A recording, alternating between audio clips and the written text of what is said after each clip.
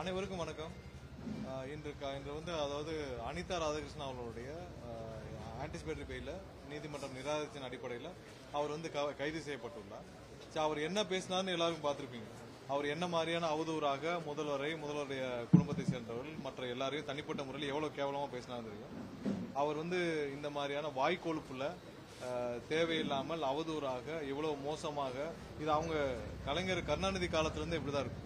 ஏதாவது குடும்பத்தினர் பத்தி பேசுறது, ஏதாவது கேவலமா பேசுறது, இது மாதிரி வந்து அந்த காலத்துல இருந்து கருணாநிதி காலத்துல இருந்து இப்படிதான் அவங்களுடைய வழக்கமே, திமுகவுடைய வழக்கமே இப்படிதான் தனிப்பட்ட முறையில மோசமா விமர்சனம் பண்றது.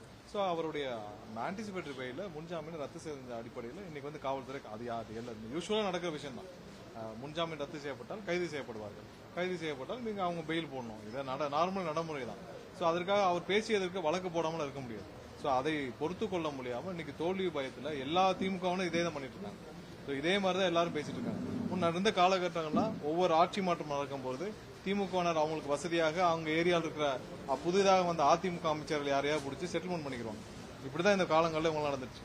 இந்த ஆட்சியில அண்ணன் விஜய் தலைமையிலான முதல்வர் விஜய் தலைமையிலான ஆட்சியில யாரையும் செட்டில்மெண்ட்லாம் பண்ண முடியாது.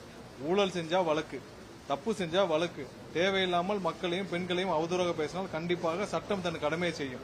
எந்த திமுக அமைச்சரும் யாரையும் பார்த்து செட்டில்மெண்ட் பண்ண முடியாது. எந்த ஆட்சி மாற்றம் வந்தாலும் ஊழலுக்கு ஒரு பணத்தை கொடுத்து காம்பன்சேட்டும் பண்ண முடியாது. நீங்க எங்கேயும் ஊழல் கிடையாது, எதுலயும் ஊழல் கிடையாது. சோ இன்னைக்கு வந்து அவங்களுக்கு வேற வழியே இல்லாமல் இன்னைக்கு தேவையெல்லாம் பேசிட்டு இருக்காங்க. இன்னைக்கு அதுல வந்து சொல்லியிருக்காரு, அவரை வந்து ராஜினாமா செஞ்சுட்டு சேர சொன்னாங்களாம். அனிதா ராதாகிருஷ்ணன் மாதிரியான ஒரு ரவுடியும் ஒரு கேவலமான ஒரு நபரையும் கண்டிப்பாக தவம் இருந்தாலும் நாங்க வந்து தமிழக வெற்றி காலத்தில் என்னைக்கு சேர்த்துக்க மாட்டோம். சோ அவர் வந்து அது அவருக்கும் தெரியும். சோ அந்த மாதிரி ஒரு நபரை, ஒரு கேவலமான நபரை, அந்த மாதிரி ஒரு ரவுடித்தனமான ஒரு இன்னைக்கு தென் தமிழகத்துல அனைத்து விதமான ரவுடித்தனமும் செஞ்சுட்டு இருக்கிறது அனிதா ராதாகிருஷ்ணன். கட்ட பஞ்சாயத்துல இருந்து எல்லாமே செஞ்சுட்டு இருக்கிற அனிதா ராதாகிருஷ்ணன். அனிதா ராதாகிருஷ்ணனால அங்க வந்து 20 வருஷமாக அந்த தென் தமிழகம் முழுவதும் அமைதிக்கு குந்தகம் விளைவித்து அவ்வளவு தேவையில்லாத ரவுடித்தனமும் அவ்வளவு கட்ட பஞ்சாயத்துகளும் அவ்வளவும் நில அபகரிப்பு அனைத்தும் செஞ்சது அனிதா ராதாகிருஷ்ணன். அனிதா ராதாகிருஷ்ணன் மாதிரியான ஆட்கள் வந்து நபர்கள் வந்து தவம் இருந்தாலும் தமிழக வெற்றிக்கு வந்து சேர்த்துக்க மாட்டோம். சோ இன்னைக்கு வந்து அதை திசை திருப்புறாராம். அவ்வளவு பெரிய அறிவாளி அவர் பெருசா திசை திருப்புறதா நினைச்சிட்டு நாங்கள் வந்து ராஜினாமா செய்யலாம். அவர்லாம் ராஜினாமா இல்ல, அவர் வந்து அப்படியே வந்து தவம் இருந்து எங்களுடைய முதல்வர் அண்ணன் விஜய் காலில் விழுந்தாலும் தமிழக வெற்றி காலத்தில் சேர்த்துக்க மாட்டோம். சோ அதை கிளாரிஃபை பண்றோம்னு நினைச்சோம். ஏன்னா வந்து இந்த மாதிரி தோல்வி பயத்துல இன்னைக்கு எல்லாருக்கும் மேலேயும் ஏதாவது ஒரு வழக்குகள் இருக்கு. ஏன்னா அவங்க ஊழல் செஞ்சிருக்காங்க. இன்னைக்கு வந்து ஹைவேஸ் டிபார்ட்மெண்ட்ல ஊழல் இருந்துச்சு, அதனால அவர் மேல வழக்கு பதிவு செய்யப்பட்டிருக்கு. சோ சட்டப்பூர்வமா ஆதாரம் இருந்தால் அது வழக்குகள் நடக்கும். அதுல போய் அந்த வழக்குகள் சார்ஜ் ஷீட் பதிவு போடுவாங்க, நடக்கும் தானே நடக்கும்.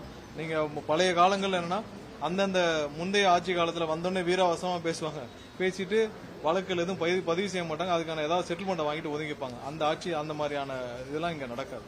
யாராக இருந்தாலும் தவறு செய்திருந்தாலும் கண்டிப்பாக அவர்கள் மீது சட்டப்பூர்வமா என்ன நடவடிக்கை கண்டிப்பா நடக்கும். அதுல யாரும் யார்கிட்டையும் செட்டில்மெண்ட் பண்ண முடியாது. சோ இவர் குதிரை பேரம் செஞ்சாருங்கன்னு நாங்க சாட்சியத்தோட சொல்லியிருக்கோம். ஆதாரத்தோட எங்களுடைய எம்எல்ஏ ஒருத்தர் வந்து அவரை கூப்பிட்டு பேரம் பேசினதுக்கான ஆதாரத்தை கொடுத்திருக்கிறார். சோ அந்த மாதிரி ஏதாவது எங்க சைடு இருந்தா சொல்லுங்க. நாங்கள் யாரிடமாவது கூப்பிட்டு யாரையாவது பேசி நாங்கள் வாங்கன்னு சொன்னோமோ அதெல்லாம் கிடையாது. எங்களுக்கான நம்பர்ஸ் இருக்கு. நாங்க தான் திரும்ப சொல்றோமே, இன்று நாளும் நாங்கள் தேர்தலை சந்திக்க 100% தயார். நாங்கள் யாருக்கும் பயப்படவில்லை. மக்களுக்கு மட்டும்தான் பயந்து வேலை பார்த்துட்டு இருக்கோம். ஒவ்வொரு நாளும் மக்களுக்காக மக்களுக்கு மட்டும்தான் பயந்து வேலை பார்த்துட்டு இருக்கோம். வேற யாருக்கும் பயப்படவில்லை. இங்க ஸ்டாலினோ யாருக்கும் பயந்துலாம் இங்க வேலை செஞ்சது. நாங்க எங்களுடைய தலைவர் 2 வருஷத்துக்கு முன்னாடி 2 வருஷமாக அவருக்கு வந்து அழுத்தத்துக்கு மேலேயே வந்துட போகுது. 2 வருஷமாக எல்லா அழுத்தத்தையும் தாங்கி எந்த இடத்துல 1% கூட காம்ப்ரமைஸ் பண்ணதே இல்லை. ஒரு இடத்துல கூட எங்களுடைய தலைவர் அண்ணன் விஜய் வந்து எந்த இடத்துல காம்ப்ரமைஸ் பண்ணிக்கிறது இல்லை. அவருடைய பாலிசிலையும் சரி, அவருடைய ஸ்டாண்ட்லயும் சரி.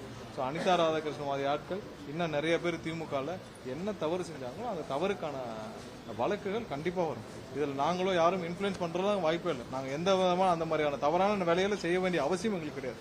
சோ அதனால அவர் யாரையோ கார்ல ஏறப்ப ஒரு பதட்டத்துல ஏற்கனவே வந்து அவங்க ஆட்சி காலத்திலே அவரை ஒரு அமைச்சரா இருந்தவரே கைது செய்யப்பட்டப்ப பேண்ட்ல யூரின் போனவர் தானே. அப்படிப்பட்ட ஆட்கள் அமைச்சரா இருந்திருக்கு. இன்னைக்கு பதட்டத்துல ஏறப்ப அவர் வந்து யாரோ ரிசைன் பண்ண சொன்னாங்க. யாருன்னு ஆதாரத்தோட சொல்ல சொன்னாங்க. அவரை யாரு வந்து ரிசைன் பண்ணி நீங்க வந்து தமிழக வெற்றி காலத்துல சேர சொன்னாங்கன்னு ஆதாரத்தோட சொல்ல சொல்லுங்க. கண்டிப்பாக அந்த மாதிரி ஏதாவது 1% உண்மை இருந்தாலும் அவர் சொல்வதே நாங்கள் தெரியும். சோ இது மாதிரி இன்னும் நிறைய பேர் வருவாங்க. இன்னும் பல பேர் வந்து தலைமறைவாக வெளியில இருக்காங்க. இவர்கள் செய்த தவறுக்கு ஆன வழக்குகள் தான். எதுலையும் நாங்கள் எந்த விதத்திலையும் எந்த விதத்திலையும் பழிவாங்கவோ ஜோடிக்கவோ இல்லை. அதுக்கான அவசியம் இல்லை. இவர்கள் ஒரு பொருட்டே கிடையாது. எங்களுடைய தலைவர் முன்னால், அண்ணன் விஜய் முன்னால் இவரெல்லாம் ஒரு பொருட்டே கிடையாது. மக்கள் விரோத செயல், மக்களுக்கு எதிரான செயல், மக்களுக்கு எதிராக என்னென்ன செய்யணுமோ ஊரை கொள்ளையடித்து ஒரு குடும்பத்தை வளர்த்த நபர்கள் இன்னைக்கு மக்களுடைய முழு ஆதரவோடு இருக்கிற எங்கள் தலைவர் முன்னால் இவர்கள் ஒரு பொருட்டே கிடையாது. ஏன்னா மக்களுக்காக ஒரு நாளைக்கு 10 மணி நேரம் 12 மணி நேரம் தலைமைச் செயலத்திலிருந்து முழு நேரம் பணியாற்றி இருக்கிற ஒரு முதல்வருக்கு, மக்களுக்காக மட்டும் வேலை செஞ்சுட்டு இருக்கிற முதல்வருக்கு, மக்களுடைய உண்மையான முதல்வராக இருக்கிற ஒருத்தருக்கு இவர்கள்லாம் ஒரு பொருட்டே கிடையாது. இவர்களை பழி வாங்க வேண்டிய அவசியமும் கிடையாது. எல்லாம் சும்மா வந்து கத்திட்டு இருக்காங்க. ஸோ அதற்கான ஒரு விளக்கத்தை கொடுக்க வேண்டும் நினைச்சோம். அதற்கான பதில் தான். இல்ல, நாங்க இன்னைக்கு கட்சியிலிருந்து நாங்க திரும்பவும் சொல்றோம், வேற கட்சியிலிருந்து மாற்று கட்சியிலிருந்து வந்து சேர்ந்துட்டு அதில் யார் யார் வந்து எங்களுடைய பாலிசியில எந்த விதத்திலையும் இதுல காம்ப்ரமைஸ் இருக்காரு. அதுலயும் ஒரு சில நபர்கள் நாங்கள் வேண்டாம் என்று வர வேண்டாம் என்று சொன்ன நபர்கள் நிறைய பேர் இருக்காங்க. அவர்களை பொது வெளியில் சொல்ல வேண்டிய அவசியம் இல்லை. அது அவர்களுக்கு தெரியும். நிறைய பேர் வரணும்னு உள்ளே வந்தார்கள். அவர்களெல்லாம் வர வேண்டாம் என்று பல பேர் தடுக்கப்பட்டிருக்காரு. ஏன்னா அவர்களெல்லாம் என்றும் இந்த அனிதா ராதாகிருஷ்ணன் மாதிரி ஆட்கள், இந்த மாதிரி பலர் வந்து யாரு வந்தா அந்த மாதிரியான நபர்களை என்றுமே நாங்கள் சேர்த்துக்கொள்ள மாட்டோம். ஸோ அது மாதிரியான கட்ட பஞ்சாயத்து பேர்வழி தென் தமிழகத்தில் எப்பயுமே வந்து அவர் அனிதா ராதாகிருஷ்ணன் வந்த பிறகு எத்தனை கட்ட பஞ்சாயத்துகள், எத்தனை படுகொலைகள், எத்தனை ரவுடித்தனங்கள் எத்தனை நடந்திருக்குன்னு தென் தமிழகத்தில் நீங்க போய் திருநெல்வேலி, தூத்துக்குடி, கன்னியாகுமரி கேட்டீங்கன்னா தெரியும். எத்தனை நில அபகரிப்பு நடந்திருக்குன்னு தெரியும்.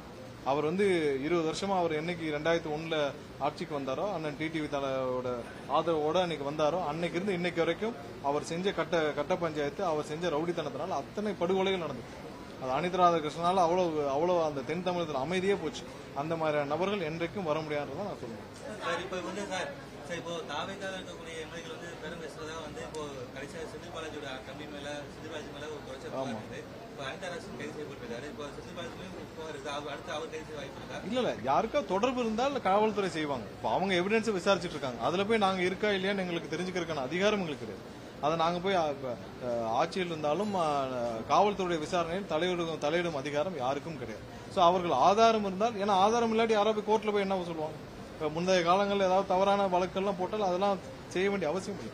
ஆதாரம் இருந்தால், யாரும் அவரோட தொடர்பு இருந்தால், செந்தில் பாலாஜிக்கு அவர் தம்பி அசோக்குக்கோ தொடர்பு இல்லாமல் அவர் கீழே ஒருத்தவங்க வந்து இந்த பேரத்தை பேச முடியுமா? இன்னைக்கு ஒருத்தர் 35 கோடி ரூபா தர்றேன், 40 கோடி ரூபா தர்றேன்னு ஒரு 4-5 எங்களுடைய எம்எல்ஏகள் தொடர்பு கொள்றாங்கன்னா அது சாதாரண ஒரு எக்ஸன் குப்பனோ சுப்பனோ செய்ய முடியுமா? செந்தில் பாலாஜி சொல்லி தான் செய்ய முடியும். செந்தில் பாலாஜி சும்மா செய்ய முடியுமா? செந்தில் பாலாஜி திடீர்னு போய் திமுகவில் போய் அவர் எடுத்து செய்வாரா? ஸ்டாலின் சொல்லாமல், உதயநிதி சொல்லாமல் செந்தில் பாலாஜி இதை செய்திருக்க மாட்டார். ஏன்னா இது சாதாரணமான செய்ய விஷயம். ஒருத்தர் வந்து ஒரு எம்எல்ஏ போய் பேசுங்க, 40 கோடி கொடுங்க, 50 கோடி கொடுங்கன்னா அவங்களுடைய தலைமை உத்தரவிடாமல் தலைமை அதற்கு பிளான் பண்ணி நீங்க இதெல்லாம் செய்யுங்க, இதன் அடிப்படையில் நீங்க நம்ம ஸ்பீக்கர் மேல வந்து நம்பிக்கையில்லா தீர்மானம் கொண்டு வருவோம், அதற்கு ஆதரவாக நமக்கு இத்தனை எம்எல்ஏ வேணும், இவ்வளவு பேர் அந்த நம்பிக்கையில்லா தீர்மானத்தில் நமக்கு ஆதரவா வாக்களிக்கணும், அப்ப இவ்வளவு பேருக்கு இவ்வளவு கொடுங்கன்னு சொல்லாமல் செந்தில் பாலாஜி செய்திருக்க மாட்டார். செந்தில் பாலாஜிக்கு வந்து திமுக தலைமையை மீறி செய்யறதுக்கான அதிகாரம் இல்லை. அப்ப இது அங்கிருந்து வந்ததுதான். இது கீழே இருக்கிற அந்த 8 பேரோ 9 பேரோ தன்னிச்சையா செய்ய முடியுமா? தன்னிச்சையா போய் செஞ்சனால அவங்களுக்கு என்ன பிரயோஜனம்? கையில போய் 40 கோடி கொடுத்துட்டு கீழே இருக்க ஒரு 7 பேர் 8 பேர் அந்த சக்தி மெஸ் ஓனரோ இல்ல அங்க இருக்கிற ஒரு 2-3 மூன்றாம் தர நாட்கள்லாம் செய்ய முடியுமா? செந்தில் பாலாஜிக்கும் மேலே வந்து உத்தரவு வந்தா தான் இப்படி செய்ய முடியும். இவர்களுக்கு நாங்க இல்ல, காவல்துறை வச்சிருப்பாங்க. காவல்துறை வச்சிருப்பார்கள். வச்சிருக்காமல் அவர்கள் கைது செய்ய முடியாது. நேற்று ரிமாண்டுக்கு எவ்வளவு நேரம் ஆர்குமெண்ட் போச்சு நீங்க எல்லாம் பாத்திருப்பீங்க. ஆதாரங்கள் இருக்கும் பட்சத்தில் தான் கைதுகள் செய்யப்பட்டிருக்கு. எப்படி இந்தந்த நபர்கள்னு சொல்றாங்க? அந்தந்த நபர்களுக்கு தொடர்பு இருக்கணும் ஆதாரத்தோட கைது செய்யறாங்க. இவர்கள் எல்லாம் தொடர்போட எல்லாத்துலயும் எந்தெந்த இதுல வாட்ஸ்அப்ல யார் யார்கிட்ட என்னென்ன பேசினாங்க கண்டிப்பாக காவல்துறை சேகரிச்சிருப்பாங்க. அதன் அடிப்படையில் கைது செய்யப்பட்டிருக்காங்க. இன்னும் வந்து யாருக்கோ தொடர்பு இருந்தால் கண்டிப்பா கைது செய்யப்படுவாங்க. இது சாதாரண குற்றச்சாட்டு. நீங்க வந்து 40 நாட்களுக்குள்ள ஸ்டாலின் வந்து எங்களை 30 நாள்ல நாங்க வந்து இந்த ஆட்சி தாங்காதுன்னா எந்த அடிப்படையில் சொன்னார்? எதன் அடிப்படையில் சொன்னார்? திடீர்னு ஏன் உதயநிதி துபாய் போனாரு? துபாய்க்கு திடீர்னு போனார். அவர் போன உடனே ஏன் இந்த மாதிரி கோர்ஸ் ஆஃப் விஷயங்கள்லாம் உடனே ஸ்பீடப் ஆகுது? அப்ப அங்கிருந்து என்ன பேசி ஆலோசனை செய்து என்ன செய்தார்கள்? எல்லாத்துக்கும் அவங்க தானே விளக்கம் கொடுக்கணும். இப்ப அதற்கு விளக்கம் கொடுக்காம இவர்கள் வந்து அனிதா ராதாகிருஷ்ணன் மாதிரியான ஒரு மூன்றாம் தர நபர்களுக்கு ஏவி விட்டு ஒரு வேலையை பண்ணிட்டு இருக்காங்க.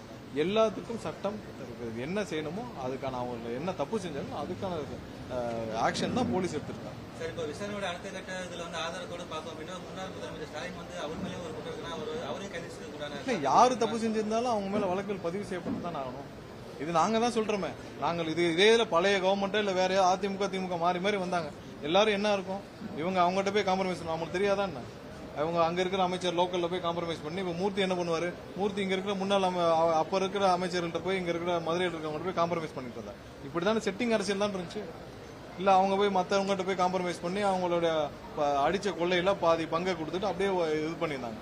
எத்தனை வழக்குகள் திரு ஸ்டாலின் அவர்கள் போன ஆட்சிக்கு வந்தப்போ எத்தனை வழக்குகள் பெண்டிங்ல வச்சிருக்காங்க, ஏன் பதிவு செய்யவில்லை? ஏன்னா செட்டிங் அவங்களுக்குள்ள. அதெல்லாம் இங்க நடக்காது. தவறு செய்திருந்தால் யார் யார் மேல ஊழல் குற்றச்சாட்டு இருந்தால் ஆதாரம் இருந்தால் கண்டிப்பாக வழக்குகள் பதிவு செய்ய முடியும். மக்களோட வரிப்பணம், மக்களோட வரிப்பணத்தை யாரு திட்டு இருந்தாலும் அதற்கு ஆதாரம் இருந்தால் கண்டிப்பாக நடவடிக்கை எடுக்கப்படும். இப்போ கண்டக்டர்ல ஊழல் நடந்திருக்குன்னு சொன்னோம். 9 டெண்டர்ல நாங்களே மின்சார வாரியமே அதற்கான கம்ப்ளைண்ட் கொடுத்தோம். அதன் மூலியமாக விசாரணை நடைபெற்று வருது. அதற்கான ஆதாரத்தை திட்டிருக்காரு. எஃப்ஐஆரும் ஃபைல் செய்யப்பட்டிருக்கு, எஃப்ஐஆரும் போடப்பட்டிருக்கு. ஸோ கண்டிப்பா யார் யார் மேலும் தவறு செய்தால் கண்டிப்பாக வழக்குகள் பதிவு செய்யும்.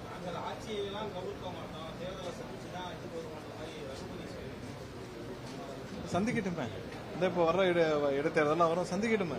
எப்போ வேணாலும் உள்ளாட்சி தேர்தல் சந்திக்கட்டுமே. ஏற்கனவே நீங்க தேர்தல் முடிஞ்சு 1 மாசம் தான் ஆச்சு, 40 நாள் ஆச்சு. நீங்க தேர்தலை சந்திச்ச லட்சணமே தெரியுமே.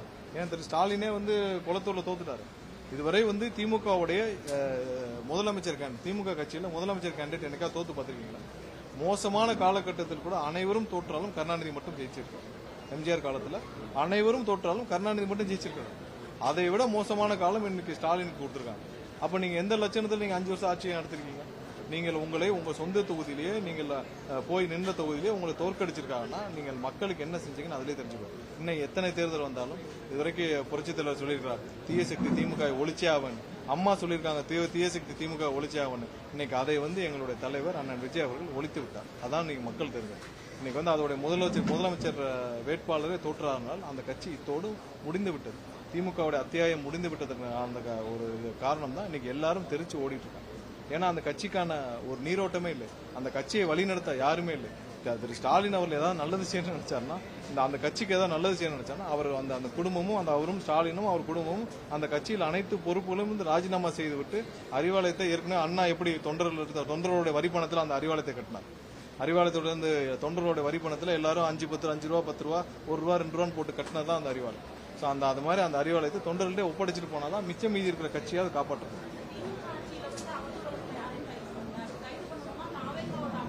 இல்ல அவதூறு வழக்கு அனிதா ராதாகிருஷ்ணன் மாதிரியான வாய்க்கோளுக்குள்ள எவ்வளவு பேசினாலும் எல்லாரும் பார்த்தோம்.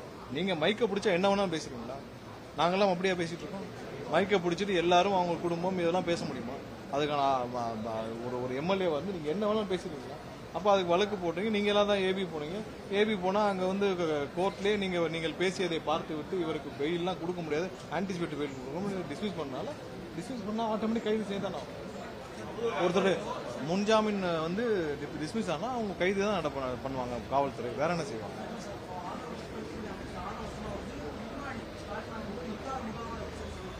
ஆமா இல்ல அவதூறு, அதாவது தனிப்பட்ட குடும்பத்தினர் அவரை பற்றி அவதூறு, அவரை பற்றி மோசமா பேசுறது வேற. ஒருத்தரை பற்றி நீங்கள் உங்களுடைய செயல்பாடுகள் பற்றி பேசுறது ரெண்டுக்கும் நிறைய வித்தியாசம் இருக்கு. ரெண்டுக்கு ஒருத்தருடைய செயல்பாடுகள் நாங்களாம் சொல்றோமே, நீங்கள் இதற்கு மேல இவர்கள் ஒரு கேவலமான செயலை செய்ய முடியாதுன்னு சொல்லியிருக்காங்க. நீங்க ஒரு 40 கோடி ரூபா 50 கோடி ரூபா கொடுத்து எம்எல்ஏ தூக்கணும்னு நீங்க நினைச்சிட்டு வேலை பார்த்தீங்கன்னா இதற்கு மேல கேவலமான வேலையை நீங்க செய்ய முடியாதுன்னு சொல்றீங்க. அனிதா ராதாகிருஷ்ணன் மாதிரி இன்னும் நிறைய பேர் நிறைய தவறுகளை செய்துவிட்டு 20-25 வருஷமாக அரசியலையும் மக்களையும் ஏமாத்திட்டு வந்தாங்க. அவர்களுக்கான காலம் இத்தோடு முடிந்து விட்டது.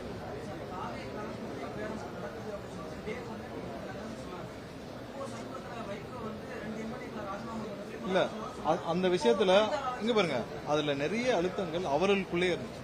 அவர்களுக்குள்ளே ஏன்னா திரு டிடி அவர்கள் சொன்னது அவர்கள் எம்எல்ஏவே அடுத்த நாளே மறுத்தாரா இல்லையா? அவர்கள் எம்எல்ஏ எழுதி கொடுத்த ஆதாரத்தோடு வெளியிடப்பட்டுச்சா இல்லையா? அவர் எழுதி கொடுத்தது. சோ அங்கேயே ஒரு இடத்துல வெளியிடப்பட்டுச்சா இல்லையா? அவர்களுக்குள்ளேயே மாத்தி இருந்த பேரமும் இருந்த அழுத்தமும் காரணமா தான் அன்னைக்கு பேச்சுக்கள் மாறுது. எங்களுக்கு நாங்கள் யாரிடமும் பேரம் பேசவில்லை, அதுக்கு பேச வேண்டிய அவசியம் இல்லை. நாங்கள் அப்படி அவசரப்பட்டிருந்தால் அதிமுகவோடு நாங்கள் அதான் அன்னைக்கு சொன்னாங்க. எங்களுடைய கூட்டணி கட்சி தலைவர் அண்ணன் வைகோ கூட எல்லாரும் என்ன சொன்னாங்க, நாங்கள் அவ்வளவு அவசரமாக கவர்மெண்ட் ஃபார்ம் பண்ணணும்னு நினைச்சிருந்தா, எங்களுடைய தலைவர் ஃபார்ம் பண்ண நினைச்சிருந்தா அதிமுக தான் தயாரா இருந்துச்சு, அவர்களோட சேர்ந்து உடனே ஃபார்ம் பண்ணிக்கலாம். அந்த தவறு அந்த காம்ப்ரமைஸ் என்னைக்கும் எங்க தலைவர் செய்ய மாட்டாங்க. அதுல எந்த விஷயமான எந்த தேவையும் இல்லை. நாங்கள் என்றைக்கும் அன்றைக்கே எங்களுடைய தலைவர், நாங்கள் இப்பவும் சொல்றோம், அன்றைக்கே எங்களுடைய தலைவர் மீண்டும் தேர்தலை சந்திக்க தயாராக இருந்தார். அன்று இன்னும் 1 மணி நேரம் தள்ளி போயிருந்தால் தேர்தலை சந்திக்க அன்னைக்கு போய் அன்னைக்கு கூட்டணி கட்சியின் அனைவரும் அது எல்லா கூட்டணி எங்களுடன் இப்ப பயணிக்கும் கம்யூனிஸ்ட் கட்சி தோழர்கள் அண்ணன் திருமா உட்பட இன்னைக்கு ஐயுஎம்எல் தலைவர் உட்பட அனைவருக்கும் தெரியும். அன்னைக்கு மட்டும் 1 மணி நேரம் தள்ளி போயிருந்தால் எங்களுடைய தலைவர் அன்றே தேர்தலை சந்திக்க 100% தயாராக இருந்தார். அதற்கான இதையும் எங்களிடம் வெளிப்படுத்தி விட்டார். அன்னைக்கு உடனே எல்லாரும் அந்த கூட்டணி கட்சிகள் அனைவரும் அதற்கு ஆதரவு தெரிவித்து உடனே அனைத்தும் முடிஞ்ச பிறகுதான் சரின்னு நாங்கள் போய் கவர்னர் மாளிகையில் போய் அதுக்கான அனைத்தையும் எம்எல்ஏக்களோட ஆதரவு கடிதத்தை கொடுத்தோம். அன்னைக்கு அது மட்டும் இல்லை என்றால் எங்களுடைய தலைவர் தெளிவாக முடிவெடுத்து தேர்தலை சந்திக்க 100% தயாராக இருந்தால் இது எந்த இதுவும் இல்லை. அது எங்களோட கூட்டணி கட்சியில் இருக்கிற அனைத்து தலைவர்களுக்கும் நன்றாக தெரியும்.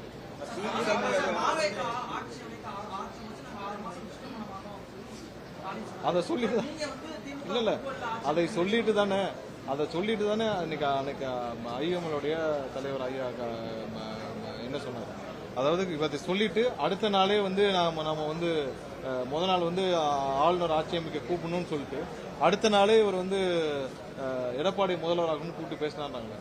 அப்படிப்பட்ட ஸ்டாலின் நீங்க எதை நம்புவீங்க? அவர் பேசுவது ஒன்று செய்வது ஒன்று தான் நம்ம எடுத்துக்கணும். அதாவது முத நாள் வந்து ஆளுநர் வந்து ஆட்சி அமைக்க கூறணும்னு போட்டுட்டு அடுத்த நாளே கூப்பிட்டு திரு எடப்பாடியை நம்ம முதல்வராக்கணும் அப்படின்னு பேசியிருக்கிறான்னு சொன்னாதான் இல்லையா? அப்புறம் எப்படி நீங்க அவர் சொல்றதா நீங்க நம்புவீங்க? அவர் செய்யறது வெளியில ஒன்று, ஆனால் உள்ள இப்பவும் நாங்க சொல்றோமே, நான் எத்தனை தடவை சொல்லிருக்கோம், ஆதாரங்கள் கிடைக்கட்டும் என்று காத்திருந்தோம். நான் ஒவ்வொரு பேட்டியிலும் சொன்னா ஒவ்வொரு நாளும் இன்று வரை அவர்கள் முயற்சி செய்து கொண்டிருக்கிறான்னு எதை வச்சு சொன்னோம்? ஏன்னா முயற்சி செஞ்சுட்டு இருக்கிறது எங்களுக்கு இருக்கும், ஆதாரம் கிடைக்கட்டும்னு காத்துட்டு இருந்தோம். ஆதாரத்தோடு எங்களுடைய எம்எல்ஏ மிரட்டப்பட்டது, அவருக்கு புகார் அளித்து ஆதாரத்தோடு காவல்துறை கைது செய்யப்பட்டது சொல்றோம். இன்றும் அவர்கள் முயற்சி செய்து கொண்டுதான் இருக்கிறார்கள். எப்படியாவது 40 கோடி 50 கோடி கொடுத்து குறுக்கோளில் உள்ள வரலான்னு பார்த்துட்டு இருக்காங்க. இதற்கு அவர்களுக்கு பாரதிய ஜனதா கட்சியோட முழு ஆதரவு இருக்கு. அதன் அடிப்படையில் எடப்பாடியும் இதற்கு பின்னால் வேலை பார்த்து கொண்டு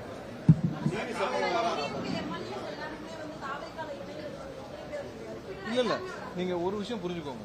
இப்போ ஒருத்தர் எம்எல்ஏ இருக்கிறார், அவருக்கு வந்து எடப்பாடியும் ஸ்டாலின் மாதிரி ஒரு தலைமை இருக்குது. அவர்களால இந்த கட்சிக்கும் பிரயோஜனம் இல்லை, மக்களுக்கும் பிரயோஜனம் இல்லை. அந்த எம்எல்ஏ அந்த தொகுதியில நாட்களை கடத்துவது எவ்வளவு கடினம்னு உங்களுக்கு தெரியும். போய் மக்களை சந்திக்கணும். மக்கள்கிட்ட போய் என்னென்ன சந்திப்பீங்க? எடப்பாடியும் ஸ்டாலினும் ஆட்சி அமைக்க முயற்சி செஞ்சுட்டு இருக்காங்க. நீங்க மக்களை என்ன வச்சு சந்திப்பீங்க? 5 வருடம் நீங்கள் அங்க தெருவுக்கு போகணும், அங்க இருக்க கல்யாணத்துக்கு போகணும், அங்க இருக்க எல்லாரையும் போகணும், மக்களை என்னென்னு சந்திப்பீங்க? என்னன்னு பாப்பீங்க? எடப்பாடியும் ஸ்டாலினும் முதல்வராக முயற்சி செஞ்சுட்டே இருக்காங்க. உங்களுக்கான அரசியல் எதிர்காலம் இல்லை. இவங்க 2 பேரும் என்ன செய்வாங்கன்னு தெரியாது. பிஜேபியோட போய் சேர்ந்து ஆளுக்கு ஒரு அமைச்சர் பதவி வாங்கிட்டு போனாலும் போதும். ஒரு எம்எல்ஏவாக அதுவும் வந்து இந்த மாதிரி ஒரு ஸ்டேபிள் இல்லாத ஒரு எதிர்காலம் இல்லாத ஒரு தலைவர்கள் பின்னால் எப்படி எம்எல்ஏவாக தொடரும்? நீங்க எம்எல்ஏ இல்லாம சும்மா சுத்திட்டு வர்றது ஒன்றும் பிரச்சனை இல்லை. பட் எம்எல்ஏவாக தொடர்வது சாதாரண விஷயம் இல்லை. ஏன்னா மக்களுடைய கோரிக்கையை கேட்கணும், அவங்கள்ட்ட நிறைவேற்றணும், அவங்களுக்கான விஷயத்தை பேசணும். ஒன்னு நீங்க ஒரு தரமான எதிர்க்கட்சி தலைவராக இருக்கணும், ஒரு எதிர்க்கட்சியாக செயல்படணும். அதற்கும் துப்பு இல்லை. ஒரு எதிர்க்கட்சியாக செயல்பட்டு மக்களோடு இணைந்து மக்களோடு செயல்படுறது துப்பு இல்லை. நீங்கள் வீட்டுக்குள்ள இருந்து உடனே ஆட்சி அமைக்க முயற்சி செஞ்சுட்டு இருக்கீங்க. எம்எல்ஏவாக சும்மாலாம் தொடர முடியும். அதனாலதான் இன்னைக்கு அவங்க எல்லாம் வந்து ரிசைன் பண்ணிட்டு, அப்படி தொடர முடியாமல் ரிசைன் பண்ணிட்டு பேசாமல் இன்னைக்கு மக்கள் ஆதரவு யாருக்கு இருக்கோ அங்க போய் ஜாயின் பண்ண நினைக்கிறாங்க. அது வந்து உண்மையிலே இப்படி ஒரு தலைமையின் பின்னால் பயணிக்க யாருக்கும் முடியாது. நீங்க அவங்கள்ட்ட கேட்டு பாருங்க. இன்னைக்கு எதிர்கட்சியாக அதுவும் அதிமுக மாதிரியான ஒரு ஸ்திரத்தன்மை இல்லாத ஒரு எடப்பாடியா மாதிரியான ஒரு தலைமைக்கு பின்னால் எப்படி செயல்பட முடியும் யாராவது ஒருத்தர் கேட்டு பாருங்க. எதை வச்சுட்டு அவங்க மக்களை பேச பண்ணுவாங்க? எந்த முகத்தோடு அவர்கள் நீங்க மக்களை போய் பேச பண்ணுவாங்க? ஒவ்வொரு நாளும் ஒரு முடிவு எடுத்துட்டு இருக்காங்க. இன்னைக்கு அவங்களோட தலைவர் எல்லாம் ஆளுக்கு ஒரு திசையில் இருக்காங்க. யாரும் கட்சி ஆபீஸ்க்குள்ளே போறது இல்லை. அவங்க கட்சி ஆபீஸ்க்குள்ளே போகணும்னா எப்படி நீங்க மக்களை போய் சந்திப்பீங்க? அவர்கள் எப்படி மக்களை அந்த தொகுதியில போய் சந்திப்பாங்க? யாருமே தொகுதிக்குள்ள போகல. அதிமுகவுடைய எம்எல்ஏக்கள் இன்னைக்கு மீதி இருக்காங்களே, யாரும் தொகுதிக்குள்ள போக முடியல, மக்களை பார்க்க முடியல. எல்லாரும் ஒண்ணு வீட்டுக்குள்ள முடங்கிருக்காங்க, இல்லாட்டி சென்னையில இருக்காங்க. சோ அந்த நிலைமையில எப்படி தொடர்வாங்க? சோ யார் யாருக்கெல்லாம் தைரியம் இருக்குதோ, யார் யாருக்கெல்லாம் இது மேல இல்லைன்னு நினைக்கிறாங்களோ அவர்களுடைய பாதையை அவங்களே தீர்மானிக்கிறாங்க. அவர்கள் அதுலயும் வந்து நாங்கள் யாரையும் வந்து அழைக்கவில்லை. அது இவ்வளவு நாள் அவர்களே வந்து தீர்மானிச்சு அவங்களே ரிசைன் பண்ணி வேற வழி இல்லாமல் இன்னைக்கு வெளியே வர்றாங்க. அவர்கள் யார் யார் வருகிறார்களோ அவர்கள் வந்து இன்னைக்கு தமிழை வெற்றிக்காலத்தை வைக்கிறாங்க. யார் இணைந்தாலும் எங்களுடைய பாலிசியில் எந்த காம்ப்ரமைஸ் இருக்காது. நாங்க தான் அழுத்தமான பிரச்சனையான ரொம்ப மோசமான காலகட்டத்திலே எங்களுடைய தலைவர் காம்ப்ரமைஸ் ஆகலன்றோம். இன்னைக்கெல்லாம் காம்ப்ரமைஸ் ஆக மாட்டோம். அது நம்ம ரொம்ப தெளிவா இருக்கும் எங்களுக்கு.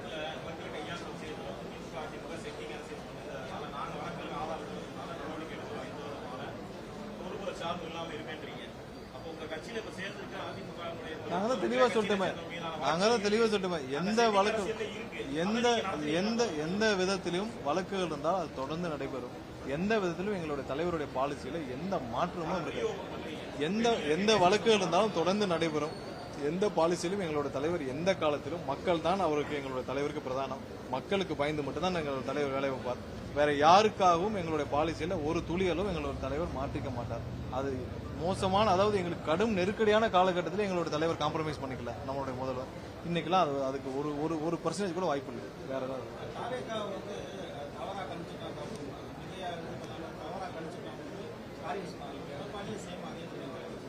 இல்ல அவர்கள் இன்னமும் மக்களை தவறா கணிச்சிட்டு இருக்காங்க. இப்ப ஸ்டாலினும் சரி எடப்பாடி சரி மக்களை தவறா கணிச்சிட்டு இருக்காங்க. நீங்க 1000 ரூபாய் கொடுத்தா 2000 ரூபாய் கொடுத்தா ஓட்டு வாங்கலாம் இன்னும் நினைச்சு நீங்க தேர்தலை சந்திச்சனாலதான் இப்படி ஒரு தீர்ப்பு வந்துச்சு. நீங்கள் இன்னும் மக்களை கணிக்கவில்லை. மக்களுக்கு என்ன தேவைன்னு நினைக்கவில்லை. கடைசி வரைக்கும் காசு இருந்தா எதை வேணாலும் வாங்கலாம். இன்னைக்கே தானே பண்ணிட்டு இருக்கீங்க. சரி, நீங்க 10 எம்எல்ஏ 20 எம்எல்ஏ வாங்கிட்டு போய் என்ன செய்வீங்க? வாங்கிட்டு போய் என்ன செய்வீங்க? மக்களை போய் சந்திச்சிருவீங்களா? மக்கள் உங்களை விட்டுருவாங்களா? ஒரு மாசம் கூவத்தோடையே மக்கள் தாங்கிக்கணும். அந்த கூவத்தூர் நடந்த கூத்தப்போ மக்கள் எவ்வளவு கோபமாக அந்த எம்எல்ஏக்கள் இருந்தாங்கன்னு தெரியும். சோ அதையே மக்கள் தாங்கிக்க முடியல. நீங்க மக்கள் அளிச்ச தீர்ப்புக்கு எதிராக நீங்க 10-15 எம்எல்ஏ வாங்கிட்டு போய் நீ என்ன செய்வீங்க? எங்களுக்கு எப்பவும் சொல்றோம், நாங்கள் என்னைக்கும் நாங்க தேர்தலை சந்திக்க பயம் இல்லை. நாங்கள் தைரியமாக சேர்ந்து தேர்தலை சந்திப்போம். ஏன்னா எங்கள்கிட்ட எந்த பதட்டமும் இல்லை. நாங்க மக்களுக்கு எதிராக ஊழல் செஞ்சோமா, இல்ல யாரையா போய் காசு வாங்கணுமா, இன்னைக்கு டிரான்ஸ்பர் காசு வாங்குறோமா, இல்ல கீழே யார்கிட்டயே பத்திரப்பதிவு துறையில போய் பத்திரப்பதிவுல போய் காசு வாங்கிட்டு இருக்காங்களா, ஏதாவது ஒரு இடத்துல கீழே போய் காசு நடக்குதா, யாரையாவது லஞ்சம் வாங்குறோமா? எதுவும் கிடையாது. எங்களுக்கு எந்த பயமும் கிடையாது. நாங்கள் யாரையும் சந்திக்கவும் மக்களை சந்திக்க எங்களுக்கு பயமே இல்லை. ஏன்னா எங்கள்கிட்ட எந்த பதட்டமும் இல்லை. எங்களுக்கு எந்த இடத்துலயும் இப்போ ஒவ்வொரு டெண்டர்லயும் கட்டிங் போயிட்டு இருக்கா, ஒவ்வொரு டெண்டர்லயும் 5% 10% கட்டிங் போயிட்டு இருக்கா, எதுவுமே இல்லை. இப்ப ஹவுசிங்ல முன்னாடி ஸ்கொயர் ஃபீட்டுக்கு 65 ரூபா 70 ரூபா கொடுத்துருந்தோம். யாராவது ஒரு இடத்துல காசு வாங்குறாங்க பாருங்க.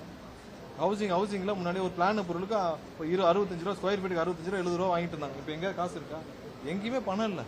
கிளீன் கவர்மெண்ட்டை முதல்வர் கொடுத்துட்டு இருக்காரு. அதனால எங்களுக்கு எந்த பதட்டமும் இல்லை. மக்கள்கிட்ட போய் தைரியமா பேசுவோம். நாங்க தான் சொல்றோமே, எங்க எம்எல்ஏ 2 லட்ச ரூபா 3 லட்ச ரூபா செலவு வச்சா எல்லாரும் எம்எல்ஏ ஆனாங்க. அதே 2 லட்ச ரூபா இருந்தா போதும். நாங்க திரும்பவும் மக்களை சந்திச்சு நேர்மையாக தேர்தல் எதிர்கொள்வோம். இவர்கள் என்ன வேணாலும் பண்ணட்டும். மக்கள் துணையோடு நாங்கள் எந்த பதட்டமும் இல்லாமல் நாங்கள் இதே மாதிரி நேர்மையாக அரசியல் செய்து நேர்மையாக ஆட்சியை நடத்தி நாங்கள் தேர்தல் எதிர்கொள்வோம். என்ன வேணாலும் பேசட்டும். சட்டம் கண்டிப்பாக யாரு தவறு செய்திருந்தாலும் இல்ல யாரு தவறான நபர்கள் யார் இருந்தாலும் எந்த விதத்திலும் காம்ப்ரமைஸும் இருக்காது. எந்த விதத்திலும் வழக்குகள் இருந்தும் விளக்கும் இருக்காது.